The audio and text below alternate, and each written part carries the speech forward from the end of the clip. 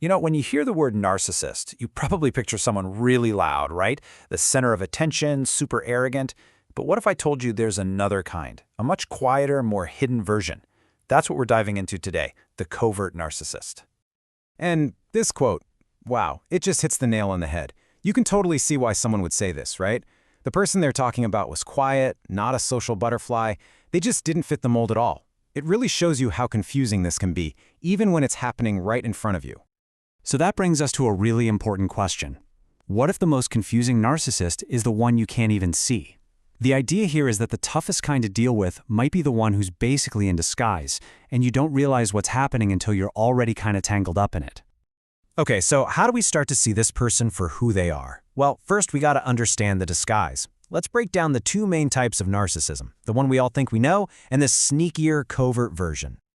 All right, so on one hand, you've got the classic overt or grandiose narcissist. You know the type. Extroverted, arrogant, always got to be the star of the show.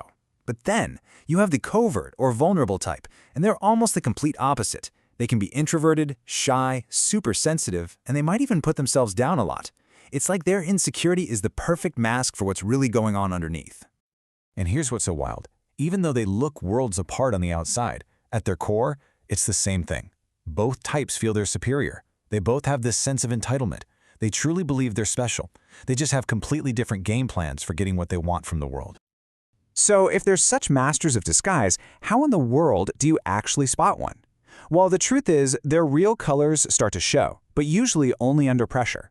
It's when they feel threatened or challenged that the mask really starts to slip. Yep, exactly. Conflict is the big revealer. Think about it. During an argument or a simple disagreement, that's when their defenses go way up.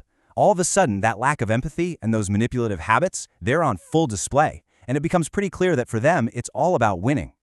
One of the absolute biggest signs is how hypersensitive they are to criticism. I mean, their self-esteem is just so fragile. You could offer what you think is just a tiny bit of helpful feedback, and to them, it feels like a full-blown personal attack. But their reaction isn't what you'd expect. Instead of blowing up, they're more likely to just shut down. They'll withdraw, get super defensive, or suddenly become really sad and wounded. And then there's this tactic. It's kind of brilliant in a manipulative way. One psychologist calls it emotional hot potato.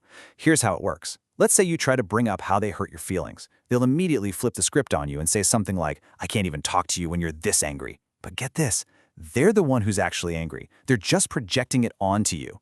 It's a classic move to dodge any blame and take back control of the conversation.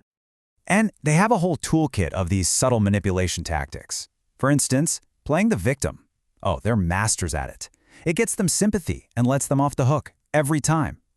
Or they'll use passive-aggressive stuff to punish you without ever having a real fight. You know, the silent treatment, backhanded compliments. And you really got to watch out for those self-deprecating comments. It might sound like they're being humble, but they're not. It's a trap. They're just fishing for you to jump in and tell them how amazing they are. And you'll hear these tactics in the things they say. Ever heard, "You're just being too sensitive"? That's a textbook move to make you doubt yourself and your feelings. It's a form of gaslighting, really. Or, how about this one?